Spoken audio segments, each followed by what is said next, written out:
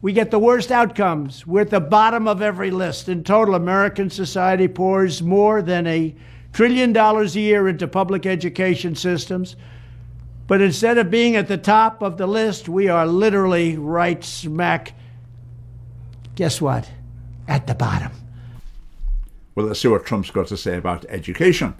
Well, what a contrast with the SNP. The SNP sees deteriorating standards and they just make excuses. They say, oh, these tests don't quite capture what's special about Scottish education, or they withdraw from the tests, anything but face up to the fact that standards are declining.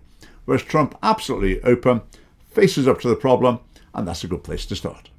Rather than indoctrinating young people with inappropriate racial, sexual, and political material, which is what we're doing now, our schools must be totally refocused to prepare our children to succeed in the world of work and in life and the world of keeping our country strong so they can grow up to be happy, prosperous, and independent citizens. We owe our children great schools that lead to great jobs and leads to an even greater country. Yes, absolutely agree. Education should lead to good jobs. It should produce a strong nation, happy and independent citizens. Absolutely. In order to produce those, moral values, particularly related to family life, are going to be very important. But Trump talked about those in a previous video that I made. Now, of course, the SNP would be quite horrified to hear this because they think one of the main reasons for education is actually to foster self-esteem and to provide a therapeutic environment, indoctrination, etc. But Trump's having none of that. So he's going to eliminate racial, sexual, political indoctrination. That's absolutely what's needed in Scotland as well, because it is really, really dangerous. The racial indoctrination is divisive, the sexual indoctrination is corrupting and will lead to bad life choices, and the political indoctrination is just an abuse of power.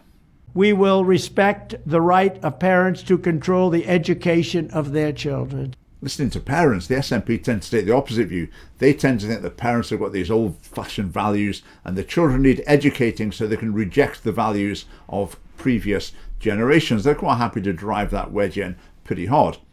Now, if you're going to listen to parents, how do you do that? Well, one way is by providing choice of schools and funding diverse schools. We will give all parents the right to choose another school for their children if they want. It's called school choice. Right, that's it. Giving parents choice. But it's really important the choices between diverse options, not just between one school and a clone school a couple of miles away. And now, as well as providing choice, that's one approach. But also, of course, we want to make all schools better for all pupils. Second, we will empower parents and local school board to hire and reward great principals and teachers, and also to fire the poor ones, the one whose performance is unsatisfactory. They will be fired. I've never heard the SNP placing any emphasis on this whatsoever. As far as they're concerned, incompetent teachers, that's not too big an issue. The real issue is the teachers who don't quite agree with the SNP's political philosophy. They're the ones who need to be sorted out. We will ensure our classrooms are focused not on political indoctrination, but on teaching the knowledge and skills needed to succeed. Reading, writing, math, science, arithmetic, and other truly useful subjects. Okay, you might think that sounds a little bit narrow. Maybe he's not mentioning broader intellectual development for its own sake, culture, but I don't think he's meaning to exclude those things. Fourth, we will teach students to love their country, not to hate their country like they're taught right now. That sounds sensible. Patriotism is a good thing. Now, the SNP in education, I think they're quite hot on the Loving Scotland and maybe not so keen on the Loving England side of it. But the other very strong theme is that our history is uniquely bad, so we should be ashamed and embarrassed, basically, of everything the country's ever done. To an extremely unbalanced presentation and assessment of the history of Scotland, and that needs to go. Fifth, we will support bringing back prayer to our schools. Okay, introducing prayer. Now, if that was in Scotland, I'd say, well, sort of okay, but who's going to do the praying? I mean, some schools, they might struggle to muster a single Christian teacher who could actually pray sincerely, if you like. Maybe prayers could just be read out. I would slightly worry in this case it might end up as an inoculation.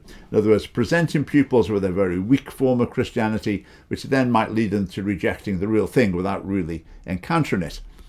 Now, on the other hand, if God's left out of the picture completely, that's not a neutral message. That's communicating to pupils that God really hasn't got any place or significance in a school. So yeah, having prayers, I'm very open to that. I think a lot of schools still do that. I think in the United States it's very different. There are a lot more Christians, so probably having people praying would seem a lot more natural. But generally speaking, the idea of more prayer in schools, do I like that? Yeah, that sounds good to me. So we will achieve schools that are safe, secure, and drug-free. Drug-free schools. The SNP's approach is more, let's teach the pupils how to use drugs safely. With immediate expulsion for any student who harms a teacher or another student. Again, in total contrast to the SNP, whose approach is more, if a pupil attacks a teacher, we need to ask, does that pupil need more support? What can we do to help the pupil and the teacher to make friends again? But I completely agree with Trump. If a pupil attacks a teacher, that pupil should disappear from the school. They're not in the school the next day because that's an absolute red line. Now, maybe after however many months, maybe the pupil could be reintegrated, possibly in some cases. But generally, as I said, that is just an absolute red line. People should realize if you hit a teacher, then that's you really done in that school for the foreseeable future.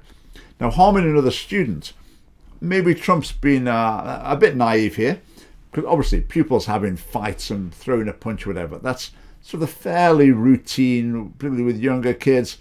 Now, I think toughening up the approach to that, I very definitely agree with that. But I also bear in mind the violence isn't always the whole story. It's not just the pupil who threw a punch, who's the bad one. It can be a lot more complicated than that. They might have been provoked and provoked and provoked by an appalling bully, and eventually they'd had enough and they turned around and punched him. So we need to be a bit more nuanced, but certainly a tougher approach to violence in schools, absolutely.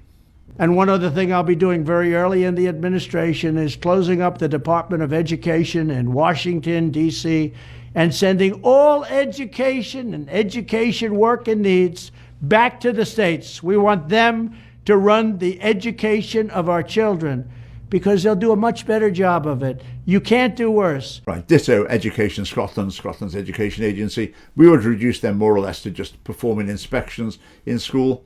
What they do at the moment, trying to impose fashionable ideology regardless of the outcomes, well, that would stop. Because the moment education comes along and says, we think you should do this. And if the school says, okay, we tried that, it was a total disaster, Education Scotland are likely to say, oh, you're failing to implement best practice adequately. You can't be that good a school. Now, Trump says education will be best left to the states. In Scotland, would education be best left to the councils? Well, I dread to think, not quite sure. So maybe when the Scottish Family Party is the government, maybe having an education agency to try and impose positive educational standards on the whole country might be a good thing. But for the time being, as Education Scotland currently is now, we just shut it down. So overall to Donald Trump, brilliant. Yep, what he's saying here is absolutely great. I would say he hasn't done it yet. I mean, let's wait and see what he actually does during his presidency. But if he can implement this, that will be a huge benefit to America. I'd also say good luck to him, because the teaching profession, the unions, the universities, they are going to fight this tooth and nail every step of the way. But to Donald Trump, good luck with it. So thanks for watching. Do like and subscribe, and see you next time.